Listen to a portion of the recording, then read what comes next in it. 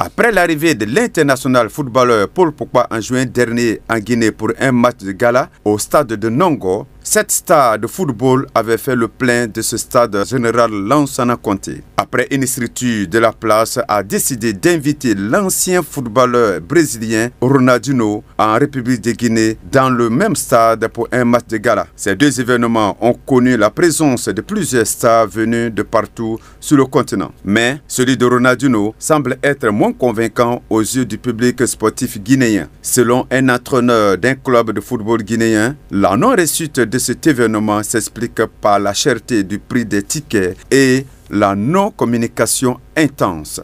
Ils ont fixé le billet à 50 000 francs. Et sans tenir compte le contexte d'aujourd'hui, qui parle de l'organisation par la communication. Si la communication n'est pas bien passée, il y aura toujours des erreurs. Évidemment, l'organisation aussi. Quand tu parles de l'organisation, il faut que tu ressors ici la mobilisation. Se prononçant sur l'état de série nationale de Guinée qui doit affronter l'équipe d'Éthiopie la semaine prochaine dans le cadre des éliminatoires de la CAN 2024 en Côte d'Ivoire, il apprécie la sélection de l'entraîneur national. Moi je pense qu'aujourd'hui Kaba Diawara il a fait la sélection et vous savez l'entraîneur d'une équipe nationale c'est pas facile. Le métier d'entraîneur, c'est un métier de risque. Aujourd'hui, il a retenu un certain groupe, mais de toute façon, quel que soit peu, les gens vont parler parce qu'ils n'ont pas vu leurs parents là-dedans. Alors qu'il tient compte de certains critères de regrouper les joueurs au niveau national. C'est très difficile parce qu'il y a la performance. Oui, il est bon, il peut venir, mais si le joueur est performant et qu'il est indiscipliné, il ne peut pas le prendre.